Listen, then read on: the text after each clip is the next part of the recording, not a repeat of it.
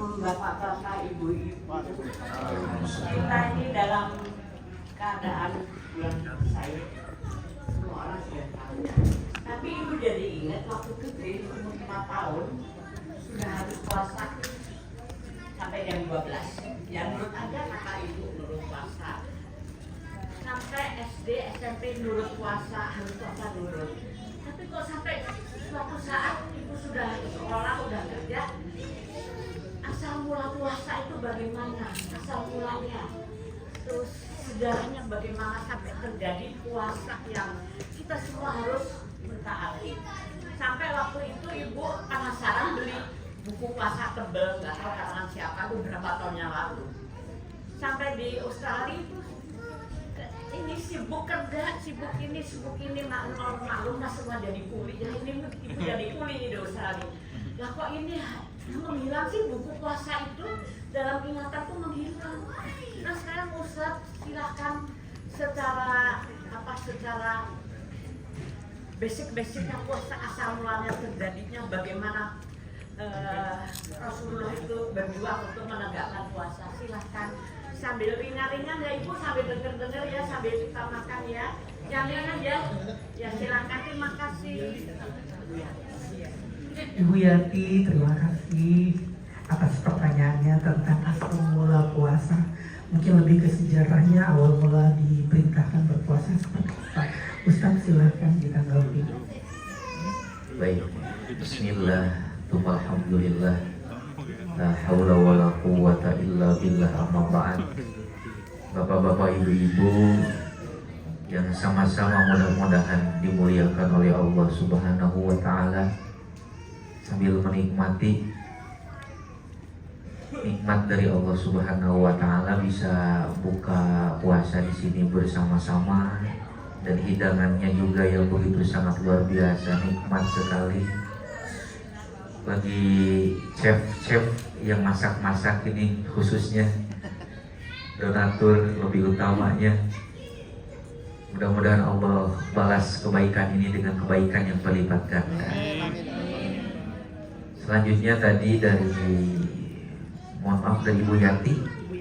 Ibu Yati menanyakan terkait tentang historis puasa bulan Ramadan, kenapa diwajibkan gitu. Baik, untuk jawaban yang pertama adalah puasa itu artinya menahan dari apa? Pertama dari lapar dan juga haus dahaga. Selanjutnya menahan dari hawa nafsu dan perbuatan-perbuatan yang lainnya. Nah, kenapa kok menahan? Karena dalam diri manusia, dari kita semuanya ini memiliki potensi daya. Pertama ada potensi daya malaikat atau disebut dengan sifat malaikat gitu, yang mengarahkan kita kepada kebaikan dan kebaikan. Yang keduanya ada potensi yang bersifat negatif disebut dengan syaitonnya, sifat syaitonnya yang selalu mengarahkan kita untuk berbuat sesuatu yang negatif. Terus yang ketiga ada sifat hayawaniyah. Daya hayawaniyah ini disebut hayawaniyah karena kita itu sebenarnya hewan gitu. Tapi bedanya dengan binatang, itu kalau binatang adalah hayawanun ghairun natik, kalau manusia adalah hayawanun natik. Kalau manusia itu hewan yang memiliki akal, kalau misalkan binatang itu tidak memiliki akal. Kenapa ada di dalam diri kita?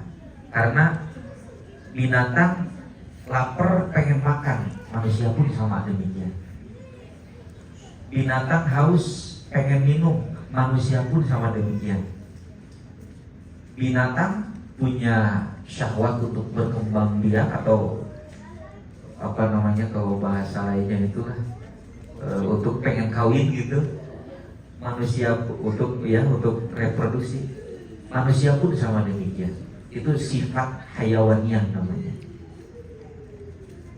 Tapi yang membedakan kita dengan binatang itu adalah akalnya.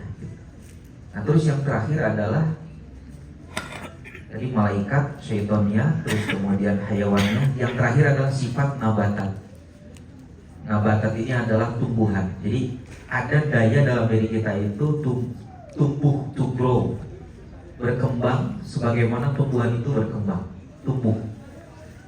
Nah ini tentu dari beberapa elemen daya yang ada di dalam diri kita itu harus dikendalikan supaya biar tidak dihegemoni oleh satu sifat, apalagi yang menghegemoni sifat syaitonia yang mengantarkan kita kepada perilaku yang buruk terus gitu. Kadang-kadang tidak manusiawi. Kalau yang memiliki sifat syaiton yang itu kadang-kadang tidak manusiawi, karena syaiton itu kan bukan manusia gitu.